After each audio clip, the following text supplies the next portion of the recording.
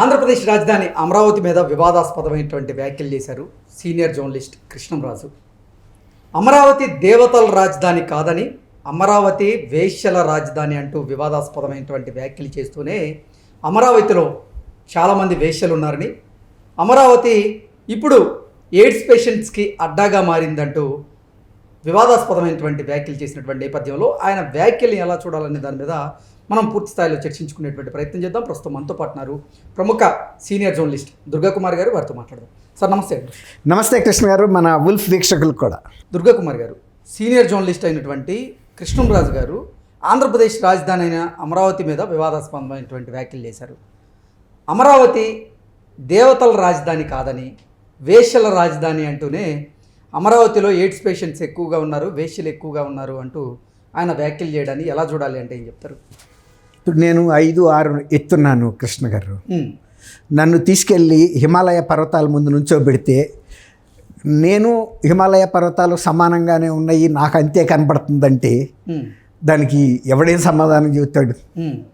నేను 5-6 ఎత్తున్నా కాబట్టి నాకు ఎక్కడ కనపడుతుందో అంతే హిమాలయాల అంటే హిమాలయ పర్వతాలు ఎత్తేంత నాకు కనపడినంత వరకే అదే ఎత్తులో ఉన్న హిమాలయ పర్వతాలు ఈ చాలా ఎత్తు అంటే నేను వాదిస్తా. అది లేదు నా అంతే ఉన్నాయని. దానికి మీరేం సమాధానం చెప్తారు? నేనేం చెప్తానంటే హిమాలయ పర్వతాల ఎత్తెంత, మీ ఎత్తెంత, అసలు మీ దృష్టికోణం అంటే ఏ దృష్టికోణంలో చూసి మీరు హిమాలయ పర్వతాలతో పోల్చు? నేను అంత ఎత్తున్నా కాబట్టి నాకు అంతవరకే కనపడింది కాబట్టి నేను అంతే ఎత్తు అని నేను వాదిస్తున్నా. ఓకే, కానీ హిమాలయాలు కొన్ని వేల అడుగుల ఎత్తులో ఉన్నాయి అనేది అది వేరే మాట.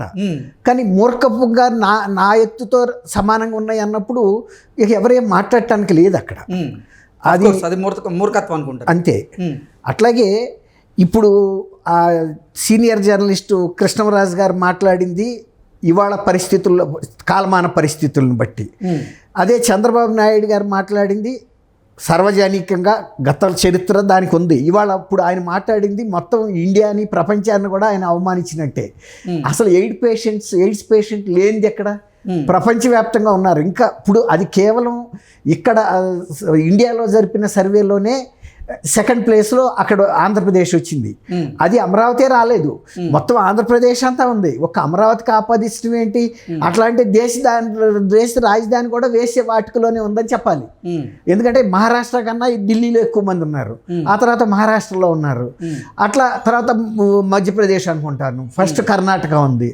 కాబట్టి ఎయిడ్స్ వాళ్ళు ఉన్నారు కాబట్టి అది ఎయిడ్స్ రాజధాని అంటే ప్రపంచం అంతా కూడా ఎయిడ్స్ వ్యాపించున్నారు. ప్రపంచం అంతా కూడా ఎయిడ్స్ రాజధాని అంటే చూసే దృష్టి దృక్కోణాన్ని బట్టి ఉంటుంది. ఇప్పుడు ఆ వ్యక్తి సీనియర్ జర్నలిస్ట్ అని చెప్తున్నారు, మరి కృష్ణంరాజు అని. ఇప్పుడు అది కండక్ట్ చేసింది శ్రీనివాసరావు గారు, నాకన్నా 3-4 ఏళ్ళు ఈనాడులో సీనియర్ జర్నలిస్టే ఆయన, కొమ్మినేని గారు. నేను 79లో వచ్చాను, ఆయన 75లోనే వచ్చి ఉండొచ్చు, 76లోనో. నేను ఇంటర్న్షిప్కి వెళ్ళాను ఈనాడులో, లైలా కాలేజీలో డిప్లొమా చేస్తూ. అప్పుడు ఆయన డెస్క్లో సబ్ ఎడిటరు కాబట్టి నాకన్నా సీనియర్ ఆయన. కానీ ఆయన అట్లా మాట్లాడినప్పుడు తప్పకుండా అతన్ని ఖండించి ఉండాల్సింది. మరి కృష్ణంరాజు గారు ఎప్పటి నుంచి జర్నలిజంలో ఉన్నాడో, ఏ పత్రికలకు చేశాడో, ఆయన కుటుంబ నేపథ్యం ఏంటో, ఆయన వ్యక్తిత్వ స్థాయి ఏంటో నాకు తెలీదు. కాబట్టి ఇప్పుడు నేను చెప్తున్నా కాబట్టి బహిరంగంగా మరి ఆయన కూడా ఒకసారి బెరీజ్ చేసుకోవాలి. వ్యక్తిత్వం అనేది మనం మాట్లాడుతున్నాం అంటే ఫలానా ఆయన మాట్లాడాడు అంటే ఒక హుందాతనం ఉంటుంది అనేది ఉండాలి. అసలు దేన్ని ప్రామాణికంగా తీసుకొని అమరావతి వేశ్యల రాజధాని అంటూ ఆయన వ్యాఖ్యానిస్తారు? అసలు అమరావతిలో వేశ్యలు ఉన్నారని ఈయనకి ఎవరు చెప్పారు అంటూ చాలామంది నెటిజన్లు అయితే ఫైర్ అవుతున్నారు. అవును, ఖచ్చితంగా అదే నేను అన్నప్పుడు. అది ఒక సర్వే చేశారు, సర్వే ఆంధ్రప్రదేశ్లో ఉన్నారని వచ్చింది కానీ అమరావతిలో ఉన్నారని రాలేదు. మరి ఆయనకి ఏదో ఎన్జిఓ చెప్పినట్లుగా ఆయన చెప్తున్నారు. ఎన్జిఓ నేను ఇంకోటి చెప్తా. ఇప్పుడు అది దేవతల రాజధాని అని ఆయన చెప్పాడు. దేవతల రాజధాని కాదు, వేశ్యల రాజధాని అంటున్నాడు కదా. ఈయన ఆ కాలాన్ని బట్టి చంద్రబాబు నాయుడు గారు అన్నదాన్ని ఖండిస్తున్నాడని నేను అనుకుంటున్నా.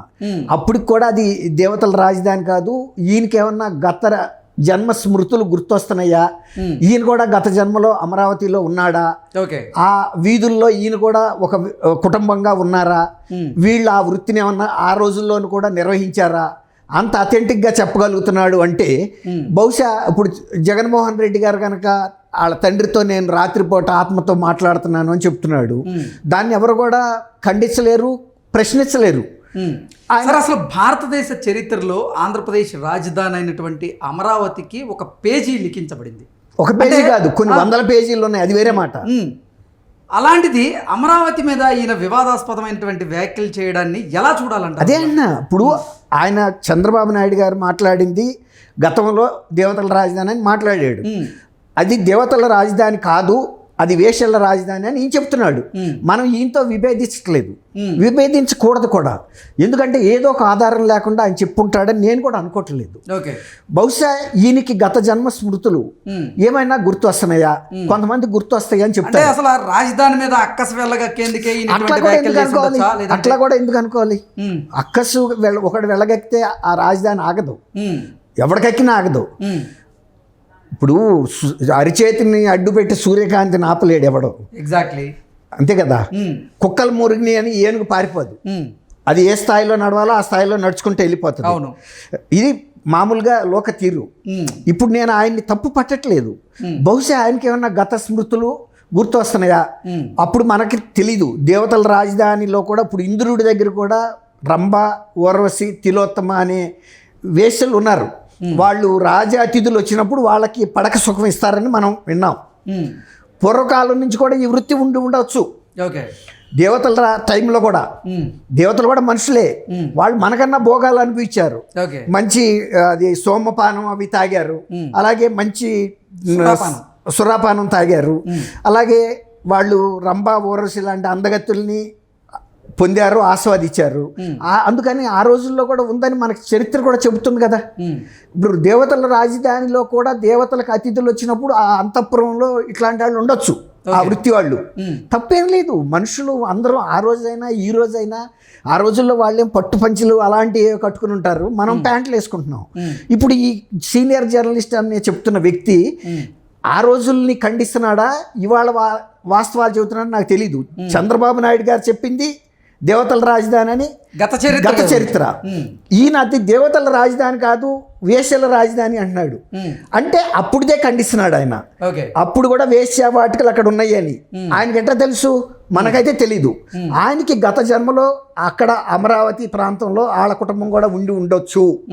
ఆయనకి గత స్మృతులు తెలుసు కాబట్టి మేము ఆ వృత్తి నిర్వహించాం అక్కడ, కాబట్టి అది దేవతల రాజధాని కాదు. ఆ సీనియర్ జర్నలిస్ట్ కి గత చరిత్ర గురించి ఏదైనా తెలిసి ఉండాలంటారా, లేదంటే అసలు చరిత్రకారుడా? అదే చరిత్రకారులు కూడా చెప్పలేరు. ఇది దేవతల చరిత్ర ఎవడ రాయగలరు? అదే ప్రశ్నిస్తున్నారు. చరిత్రకారులా? తెలియదు. ఇది గత స్మృతులు తెలిసిన వ్యక్తి మాత్రమే చెప్పగలడు. ఆ స్మృతులు ఈయనకైనా గుర్తు వస్తేనే అంత అథెంటిక్ గా చెప్పగలుగుతున్నాడు. ఎస్, ఆ రోజుల్లో దేవతల రాజధాని అయినప్పటికీ కూడా అక్కడ ఈ వృత్తి కూడా కొనసాగింది అంటే అప్పుడు ఆయన అక్కడ ఆ కుటుంబంతో ఉన్నాడా, ఆ వీధుల్లో ఎక్కడన్నా ఆ వృత్తిని నిర్వహించాడా అనేది నేను వ్యక్తిగతంగా నమ్ముతున్నాను. అంతే తప్ప ఇవాళ గురించి ఆయన చెప్పట్లేదు. ఇవాళ దేశవ్యాప్తంగా ఉంది, ప్రపంచవ్యాప్తంగా ఉంది, న్యూయార్క్లో కూడా ఉన్నాయి, అన్ని దేశాల రాజధానిలోనూ ఎయిడ్స్ ఉంది.